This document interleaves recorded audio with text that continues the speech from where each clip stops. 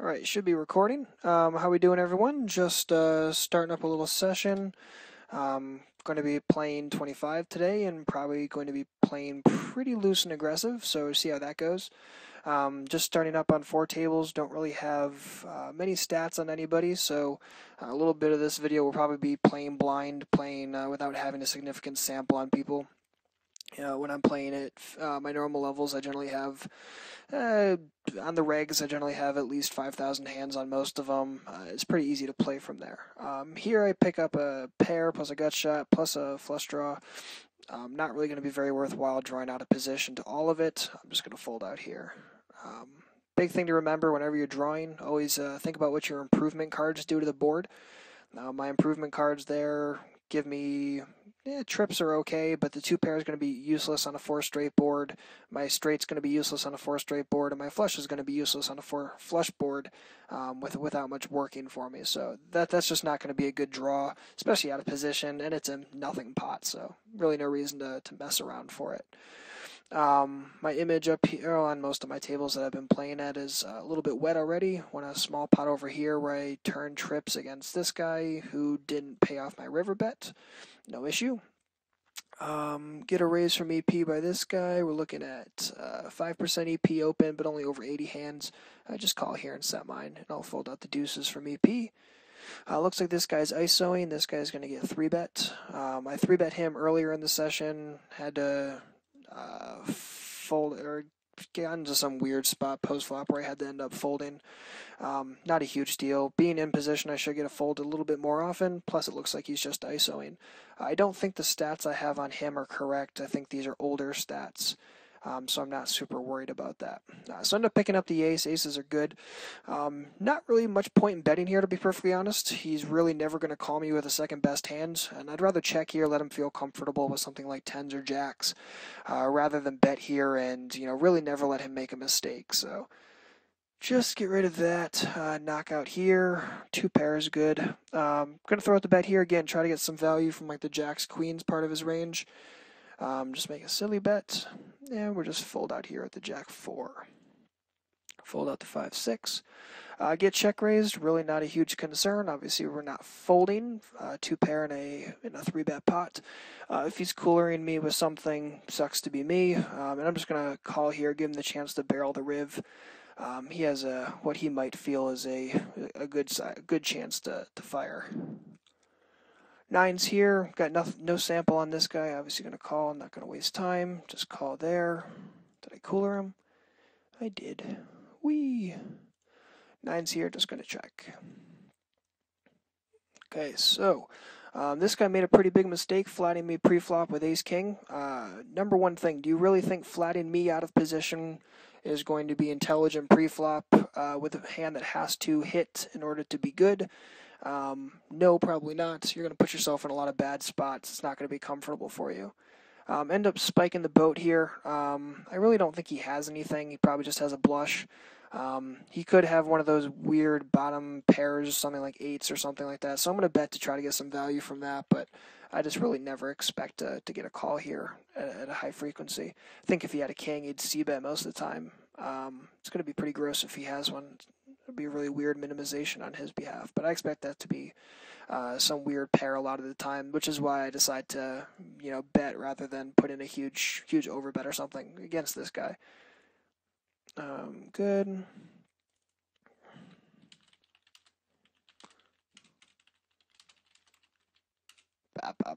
Stupid thing. Good. Perfect.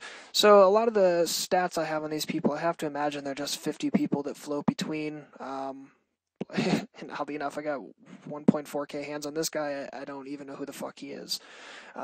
So, people like that just kind of fly under the radar as far as I'm concerned. Those are the people I don't even think about. Same with like BPK. BPK is an okay player, don't get me wrong, but, just a very tight guy. He's not going to be someone that's going to give you a lot of hassle, in my opinion. In the rare event that you do watch this BPK, I apologize. It's not meant as an insult, just talking about the player type. All right, so we got this guy opening from EPMP-ish, so he's got a PFR of give or take around 3.5% from both of those. I'm going to call in position here and take away on some flops. And, you know, obviously I think there's a lot of implied odds. I think he's definitely a little bit on the stronger side of his range than anything else.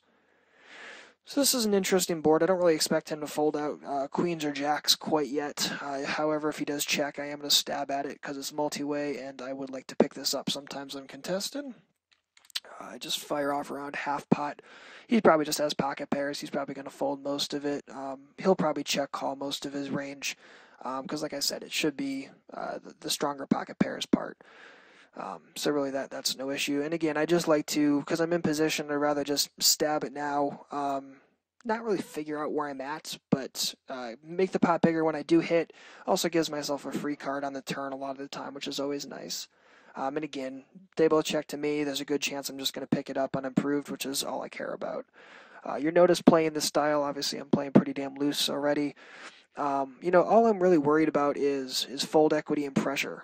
I don't really care about anything else because, to be perfectly honest, I don't expect to hit hands. I don't really, you know, when you're playing a tag strategy, your strategy is built around hitting hands. PokerStars must have frozen for a minute. Your strategy is built around hitting hands, hitting sets, hitting the multi-way pots, hitting draws, that kind of stuff. I don't like to create a strategy that's based around me having to hit things, for the most important fact that I don't hit things. So there's really no reason, in my opinion, to play that kind of strategy. The real strategy, or the real money nowadays, is in playing a good lag strategy. Obviously, I'll talk more about that in the article I'm writing for the concept of the week. It's just coming out, I don't know, a couple of weeks, something like that. I haven't started it yet, but I've started brainstorming. Figured this video would be a nice precursor to it as well.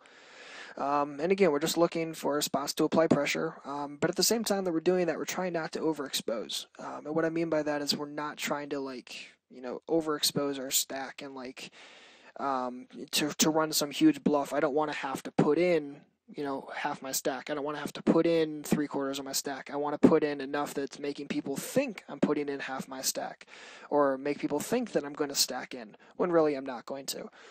And that's, again, just finding those little pressure points, places where you can just, you know, make people feel uncomfortable. And a lot of my strategy is perfectly based on that. I play over bankrolled, so I literally don't care during sessions. Half the time I'm literally just thinking, okay, can I apply enough pressure here to make this worthwhile? I'm just going to fold here. If I had, you know, a bigger sample on this guy, I might fuck around with him, but you know, only a 50% ATS over a couple of hands, which means it's only a couple spots, not going to be worthwhile. King Queen's going to be awkward. I could 3-ball it, but I'm not going to. Probably just going to fold here. My image is stupid wit. I don't feel like playing King Queen out of position when my image is that bad, so I just fold it out. As far as table selection goes, I did pick very tight tables, and I picked these on purpose. Again, I don't want to play at a table where a lot of pots are going to go multi-way. I don't want to play at a table where I feel that I'm going to have to hit hands. I want to play at tight tables, tables where people are going to be doing a lot of folding, where I can 3-bet them, where I can double barrel, where I can triple barrel, where I can just really apply a shit ton of pressure. This guy min raises. I 3-bet him earlier, but I was in position. I think he's just stealing again, though, so I'll just make it 1.6. I should have made this a pinch bigger against the min raise. That was my fault. I don't think he's going to fold a pair in a somewhat blind versus blind situation. So this guy opens, not a huge sample size. Not getting great in implied odds, getting 20, so I'll call, but I'm not fist pumping the situation. This is pretty much one of the worst boards that could have popped against this guy, so I'm just going to fold and fold out my jack high. Catch a 4 over here. Holy Christ, we're doing things. I'm just going to check bomb and obviously fold out the ace-9. Perfect. Let's see. Let's make it nice and small, nice and comfortable. Let him feel like folding is not going to be something that he wants to do. Also give him room in the rare event that he wants to come over the top. It sucks. I hate check raising here. You know, I fold out like every piece of his range, 10s, jacks, etc. I just think there that he's never going to fold a pair against me, especially if I make it nice and small like I did. So I'm not super worried about it. If it was a different case, I could easily see donking there, but I just thought in that spot I'd be able to pick it up enough. I'm sorry, I'd be able to get value enough. Fold there. End up picking up a flush draw. Flush draws are good. Also have a card. Cards are good. Just fire out for... this is too small. My fault. I'm having a difficult time with the pot sizes. I'm so used to playing 50 or 100 where the stacks are obviously a lot different. I get 3-bet by this guy, has a mediocre fold to 3-bet percentage, which means that generally has a pretty high correlation with fold to 4-bet, to be perfectly honest. I'm going to ISO that guy, going to fold there. Going to flat here with ace-queen. I think that he's 3-betting pretty wide. I think it's going to be pretty easy to play this in position. Again, I would never call this out of position like that guy who did that earlier with the ace-king. I mean, that's just an absolutely atrocious play. I'm going to call here and then kind of just feel out the turn. It's kind of based on timing and a couple of other things on what I'm going to do. I don't really like having to fold, to be perfectly honest, and there's a good chance I'm not going to against this guy. There's a good chance he might actually have a couple of hands that I beat as far as worse aces, ace-10, ace-jack. Also, you know, it's very difficult for him to have a hand here. You can really only have ace-king if he's balling here, possibly 6-7, but I don't think he'd bet 5 with 6-7. So I'm just going to call here, give him a chance to barrel the riv as well. Pick up the ace with the ace-jack. That's always fun. He checks to me. I'm going to make a small... This guy donks 2 big blinds. I'm just going to call here, give him a chance to barrel. Really no reason to raise there. I'm not getting called by much worse. And I'm just going to bet here for small. Let him think that he can call me with, you know, 10s or something like that. God, I'm having such a difficult time with this goddamn sizing. Good, and bet there. Good. So like I said, I expect to get called by a lot of second best, especially given my size. And I think he's going to make those mistakes. Probably call me like jacks or queens or something like that. Worse ace, yeah. Like I said, there were definitely worse aces in the range. And that's always, you know, good for us. So I got someone who's 3-betting me with ace-8 and double barreling there. Double barreling is just not going to be great. He did okay as far as giving himself a price on it. But he's just not... it's going to be too difficult for him to play that well. And I'm just going to keep stealing here. I don't think I'm going to get 3-bet too light this time. And if I do, whatever. This is a very, very light steal with these 2 looser guys behind me. This is actually pretty bad on my behalf. I wasn't paying attention. And obviously, you know, I'm going to be in position a lot, so I'm not super worried about it. But it's very important that you're always, especially as you start being more loose, more aggressive, that you're always being very conscientious of your position, where you are at the table, who's behind you, who's in front of you even. You know, if this guy all of a sudden starts limping a shit ton, it's pretty obvious he's trying to get in there with pocket pairs and stuff. And I've isolated him a few times, I've 3-bet him a few times. So he's just going to try to get into the pots for cheaper. He's probably actually going to stop opening raising except for everything but his strongest stuff. That's a pretty standard adjustment. I got this loose guy in the button, not super worried about that. I got Crazy Legs, or Jimmy Legs, or whatever the fuck his name is, over here. This guy's really just a blank spot, and I'm not really super worried about that. It'll play out of position with ace-6 against a calling station. It's not going to be the most comfortable spots, but yeah, I'm not really fearful of the spot. He 3-balls me. I got like no sample on this guy. I don't want to play ace-6 out of position against him. If I had 6s, possibly. If I had something different, I might 4-bet. In fact, this is actually a really good hand to 4-bet, but I just don't think that he's 3-betting me light enough to justify it, so I'll just fold out. And fold out king 7. Sweet. So we got pink numbers on every table, which is what I like to see. And again, you know, how many times in this session have I really exposed my stack at any given point? Pretty much none. I'm just going to call here, try to get a multi-way pot limp behind. I think he'll limp a lot of the time. I think I'll probably make this like a 4 or 5-way pot a lot. Let's see, 3x is going to be 225, so let's just go to 2.2. Again, keep my 3-bets around 3x. That's always nice. If he comes over the top, we're obviously feeling really comfortable. Holy shit, we are smashing flops right now. This is a really connected board, so I'm going to c-bet this. Sometimes I would check back, give him a chance to make those mistakes, and I'm going to stack it down here. I'm not super worried about that. He has a fold to 3-bet of only 17 over 300 hands. Meh.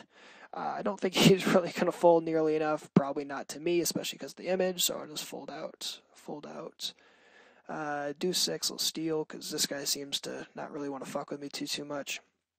I have to call a $1.50, only getting around 15x full implied odds. Not going to be worth my time. If he had raised up to like $1.25, damn right I'd call, but not for that. Perfect. And we're still there. You might notice that my raise size is kind of changing often, using 3x from certain places, using 2.5x, or trying to get to 2.5x from later. That's just really a function of who's behind me. Obviously, my ISOing is a little bit more standardized, but my sizing is constantly changing. It's just really based on who's left. It's really important that you're doing that. A lot of people will talk about having a static bet sizing strategy. I, of all people, find that not the greatest thing. Even pre-flop, I find that people at full ring, one, aren't paying enough attention, and two, even if they are, I mix it up enough frequently that it doesn't really matter. If it folds around to me, I'm probably actually going to call with 10-6 out of position. I actually think there's probably quite a bit in implied odds against him, and I'm guessing his EP stuff is 6. So flatting would be okay. His range there is really going to be like 9s plus, give or take, and I'm perfectly okay playing against that. Jack 5, as much as I'd love to isolate, actually I'm going to isolate, my bad. 1.45. This guy has a really high fold to 3-bet. I'm sorry, I should have gone over my HUD a little earlier. HUD, we got the big ass number as number of hands.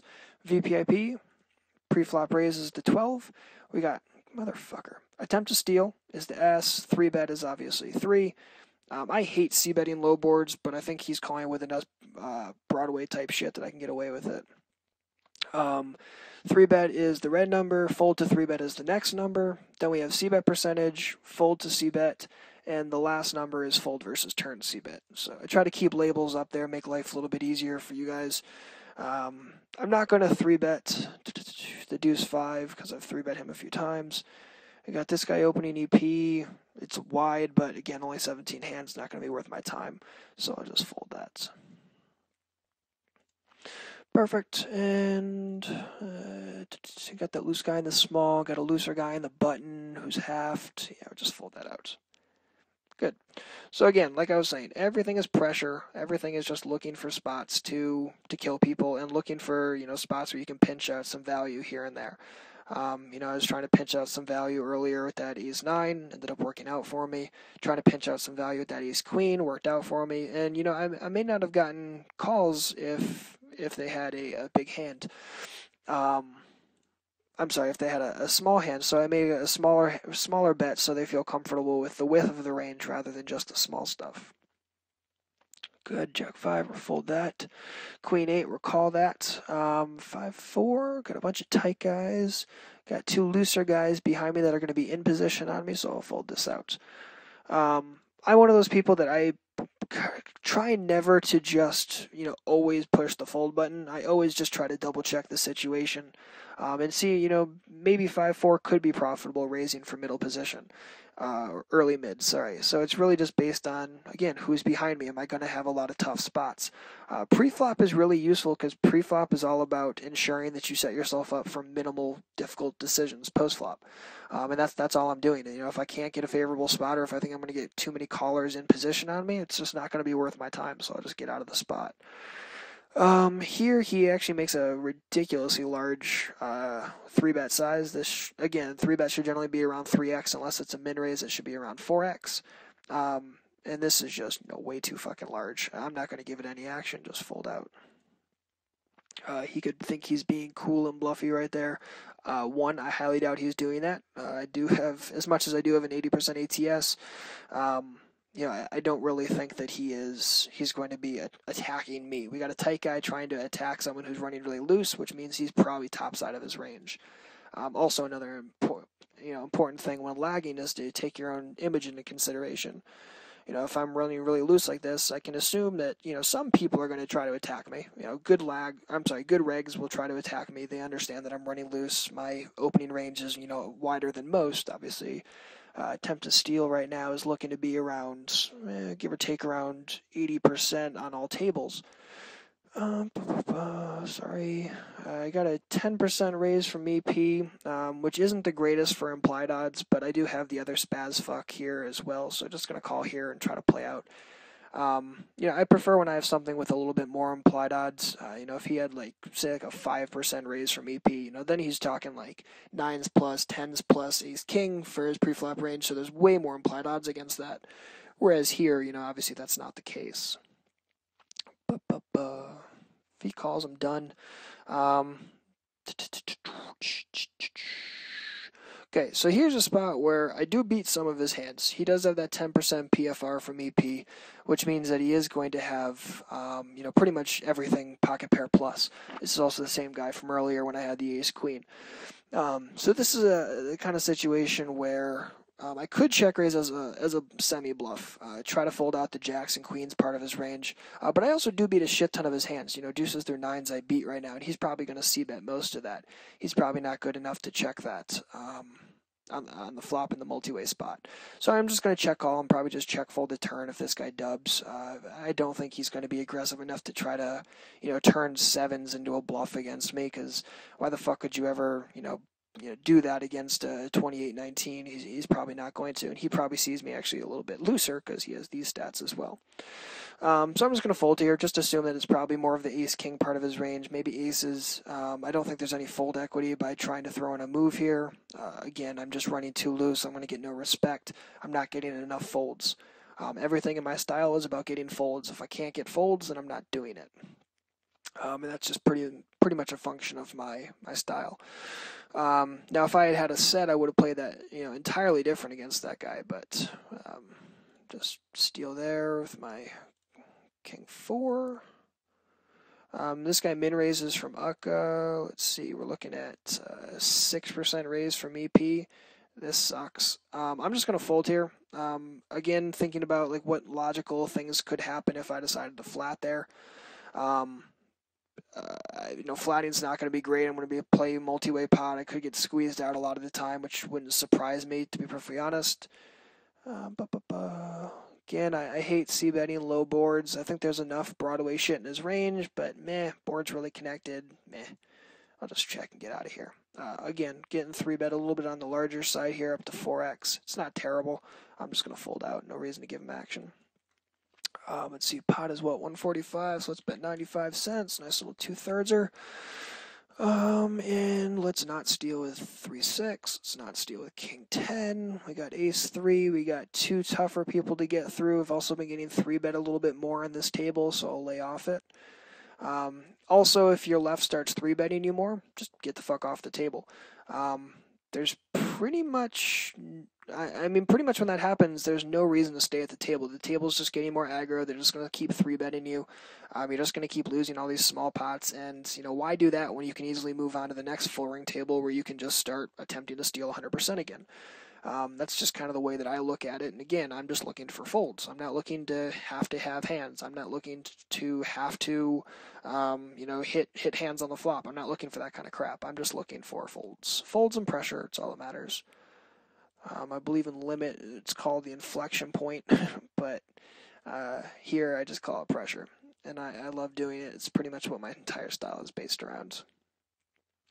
Sadly, we haven't had too many great spots to do it today. Had a couple of 3-bet opportunities, but actually a lot of this video has just been hitting hands, so which is always nice. Hit a couple sets, hit top pairs and a couple 3-ball pots, which is always a lovely fucking feeling. Even sucked out earlier with that ace-9, with that ace-9, which was nice. But again, we gave him a lot of chances to make those mistakes by checking that flop.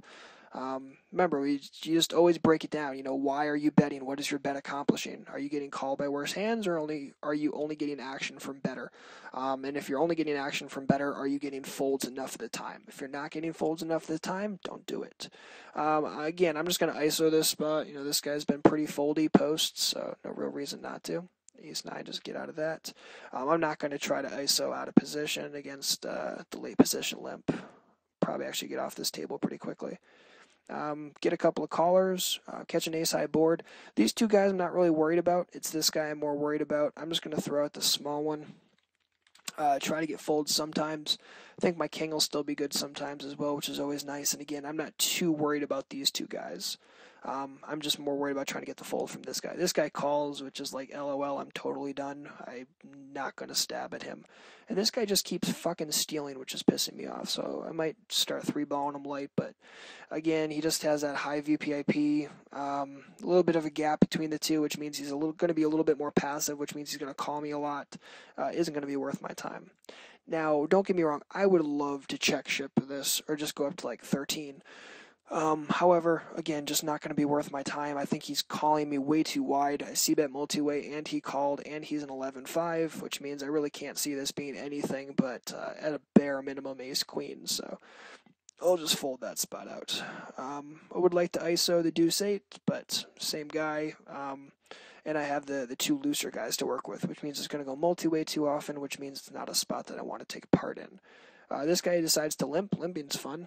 Limping lets me attack you. Pressure, pressure, pressure. Plus I have the button. Plus I have two tight guys behind me. I don't really care if BK calls because, oh my god, what am I calling with? I have a pocket pair. And I'm a huge vagina, and I'm going to try to set mine, and I'll donk here sometimes because I'm uncomfortable, and blah, blah, blah. Go ahead. Let's have some fun. See bets. Again, he's going to donk sometimes, and I'll call. Turn gives me outs, which is fun, but I don't need outs, so sweet. Now I have the nuts. I'll see if I can get called by an ace, but again, I don't really think he has anything, so it doesn't matter. 0.85. Again, he's donking there because he's uncomfortable. He doesn't know what to do. Little does he know that if I have like jack high, I'm going to raise him a lot. Even if I have an ace, sometimes I do something silly. But, his donk there doesn't really mean shit. And when he doesn't, when he never follows it up, how's he ever going to win in that spot by donking? He's not. Again, this guy's really tight. Looks like this guy's trying to loosen up. Looks like he's been a little bit more aggressive in the stealing game. He could just be easily waking up with hands, but I'm not going to fuck with him yet. Actually, I probably won't fuck with him this session, to be perfectly honest. I'll see if his stats change. And that's kind of standard. You will get people that will play super nitty for a long time. Trying to think of a good example. There's a couple 2+2 regs. I won't out them. That played super fucking nitty for 10, 15k hands, and all of a sudden randomly changed it up to try to lag.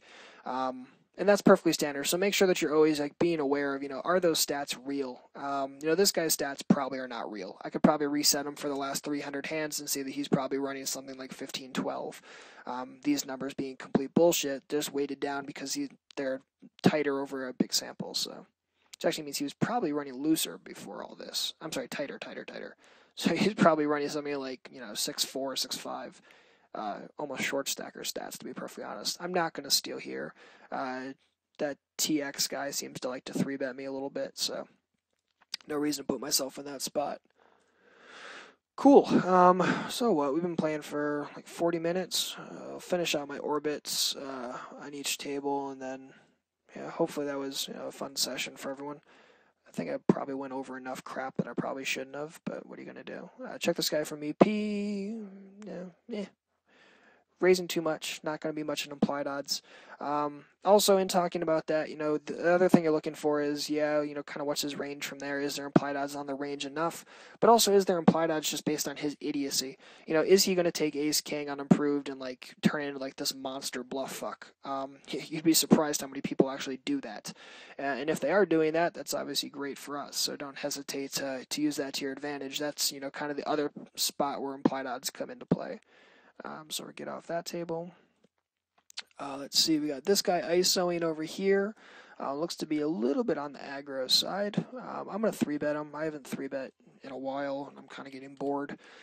So we'll do that, and who cares? It's never going to be that bad. Plus, I don't want to flat here and play a 5 or 6 way pot because I got these two guys as well. I don't think they're going to cold call a 3-bet too often unless they're super heavy, which makes the spot nice and profitable, nice and easy. And it looks like this guy's just trying to ISO that guy, so really nothing too much to worry about. So play the last hand. Have to get through the two guys. Yeah, probably just fold this out. Good. So hopefully you enjoyed the video. Obviously not my normal flair as far as I wasn't cursing as much and junk like that, but hopefully you enjoyed it. Ran pretty loose. Let's see if I can do this. Oh shit, where'd it go?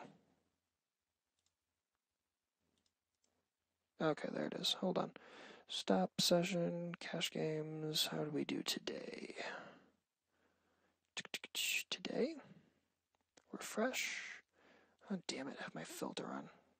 Clear. Alright, so... see, we were plus 2 buy-ins, running 30-25. And again, like think about how many hands I took off that I could have aggressed. 3-bet percentage of only 14. So yeah, I mean, nice and aggressive. Definitely being attempt to steal of 76, which is not too far from the truth for me if I play these kind of hours. And this is generally a style you can use when you're playing really tight hours, when all the tags are out, when all the short stackers are out. Don't hesitate to use this, because again, all we're doing is just abusing people that fold too damn much, and that's really all we give a shit about. So like I said, hopefully you enjoyed it. Hopefully you take something from it. Again, my lag article should be out in a couple of weeks. So hopefully that'll kind of, if something here wasn't answered, you could ask it there, and it'll probably go over enough of that kind of stuff. So again, hopefully you enjoyed it. And if you need anything, obviously just leave a comment or, leave it in the thread, whatever, and I'll answer it. So have a good day and hope everything's good.